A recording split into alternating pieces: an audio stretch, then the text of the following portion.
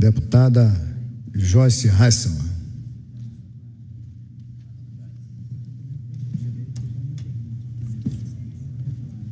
Vossa Excelência terá 3 minutos.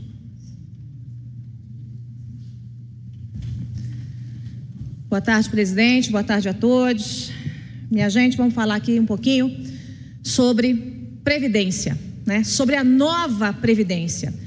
A primeira coisa que eu quero dizer aqui para os senhores hoje é que não teremos uma reforma da Previdência. Presidente Crisóstomo, esse termo está errado. Nós teremos uma nova Previdência. Uma Previdência fraterna, uma Previdência cidadã, uma Previdência que cuida dos nossos idosos e que garante a aposentadoria para os nossos jovens. Tenho visto ataques de gente desinformada, absolutamente desinformada ou muito mal intencionada, para simplesmente desgastar aqueles que querem garantir a previdência, a aposentadoria para o cidadão brasileiro. A primeira coisa que eu quero deixar claro a todos aqui é que não mexeremos em direitos adquiridos. Ponto. Qualquer coisa que se ouça que vá além disso é mentira. Não haverá uma única mexida em direitos adquiridos. O que estamos discutindo, a nova Previdência, é para aqueles que chegarão a esse sistema. Eu ouvi alguns sites, alguns meios de comunicação ligados sempre à esquerda, dizendo que esta reforma da Previdência ofereceria menos do que um salário mínimo para os mais pobres. Quanta cretinice ou quanta ignorância.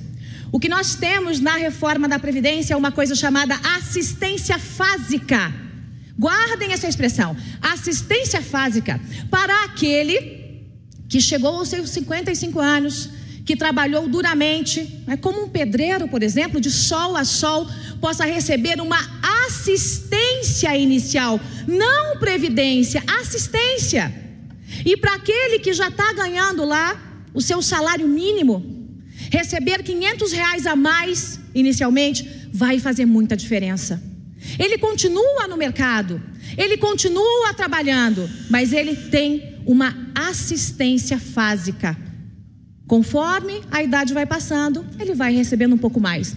Recebo cobranças, presidente, de algumas mulheres feministas dizendo: Joyce, você defende que homens e mulheres contribuam ao mesmo tempo e se aposentem com a mesma idade? Sim, sim. Essas meninas, eu tenho uma filha e um filho. A minha filha e o meu filho terão o mesmo dever e o mesmo direito. É para aqueles que estão chegando. Mas em caso de dupla jornada da mulher e mesmo do homem, quantos viúvos criam 2, 3, 4 filhos sozinhos? Nesse caso, nós teremos uma excepcional saída, presidente, tanto para homens quanto para as mulheres. A nossa reforma da Previdência é fraterna, é cidadã, vai cuidar do mais pobre. Não haverá um único movimento para atacar o mais pobre. Aliás, saibam, senhores, para concluir, presidente, por favor, mais um minutinho. Saibam, senhores, que a grande massa daqueles que estão na Previdência recebem um único salário mínimo, presidente.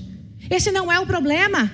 O problema está naquela grande casta, e tem sim casta do alto funcionalismo público nisso, que recebe R$70 mil por mês. E vocês sabiam que isso é inconstitucional? A nossa Constituição veda. Mas há subterfúgios.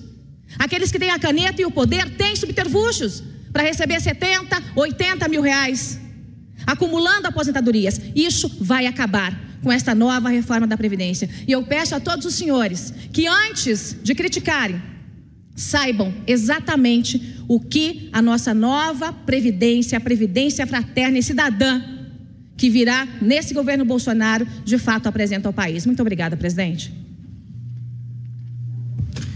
Com a palavra, deputado Pompeu de Matos.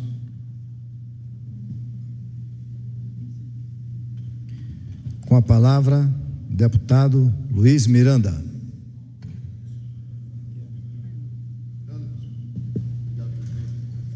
Vossa Excelência terá... Presidente, por favor, apenas solicitar a divulgação. Solicitar a divulgação nos meios de comunicação e na Voz do Brasil, por gentileza. Muito obrigada, colega. 3 minutos para Vossa Excelência.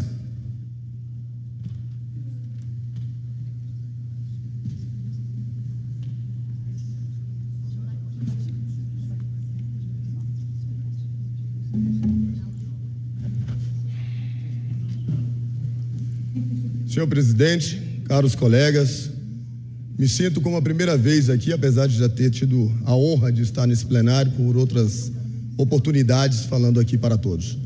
Mas essa primeira vez porque eu tomei por decisão não só ficar parafraseando os problemas do Brasil e as polêmicas que parece que todos querem sair na voz do Brasil, mas me permitir a colocar qual é o meu compromisso aqui com o povo brasileiro. Meu nome é Luiz Miranda, eu estava vivendo nos Estados Unidos e poucas pessoas sabem por que eu fui para os Estados Unidos e por que talvez eu tenha voltado com o desejo de ser um legislador e mudar as leis do Brasil. Eu só fiz isso e só tomei essa decisão, espero que os meus colegas, a famosa renovação e mesmo aqueles mais experientes, tenham consciência que somente através das leis que nós aqui tanto debatemos, podemos dar dignidade para o povo brasileiro. Mas não é só dignidade, segurança, justiça, desburocratizar. Para o empreendedorismo, um dos grandes problemas está sempre na justiça ou na injustiça contra o empreendedor, esse sim gerador de empregos e gerador de riqueza para esse país. Se os impostos pagam hoje os salários desses deputados é graças ao empreendedorismo, tão abandonado e tão desacreditado por muitos. Eu, empresário, durante toda a minha vida, montei um negócio onde eu ganhei 15 prêmios nos 2 primeiros anos. Entre o ano 2008 e 2009, recebi 15 prêmios, inclusive por esse parlamento. Fui premiado, fui chamado pela TV Câmara para poder debater sobre o assunto, sobre cirurgia plástica realizadas para pessoas mais carentes. Eu desenvolvi um projeto junto a um banco conhecido e já se passou, onde nós financiávamos em até 36 vezes a cirurgia plástica para aquelas mulheres que estavam na fila do Agarran aqui de Brasília por 5 anos. E os juros eram juros de veículo, de carro, só que sem a garantia real que os bancos possuíam. Uma negociação árdua feita por um empreendedor. Porém, como tudo que ocorre nesse país, algum corporativista defendendo uma classe resolveu criar uma resolução no CFM, que foi aprovada por aqui, apesar dela ser inconstitucional, que era vedado ao médico estabelecer vínculo com qualquer empresa que anunciasse ou comercializasse sem planos de financiamento. Bom, já não preciso dizer mais nada, né? Eu com 20 unidades no Brasil fui à falência, porque os médicos ficaram impedidos de atender no meu estabelecimento. E a fama que se precede é de que eu fali e não paguei as minhas contas, mas não de que eu era um empresário com 20 empresas gerando emprego e riqueza para esse país. Nos Estados Unidos cresci, venci, dei a volta por cima de um falido, paguei todas as dívidas que tinham ficado para trás, ou pelo menos quase todas. Algumas outras ainda ficaram a serem resolvidas, espero breve resolver.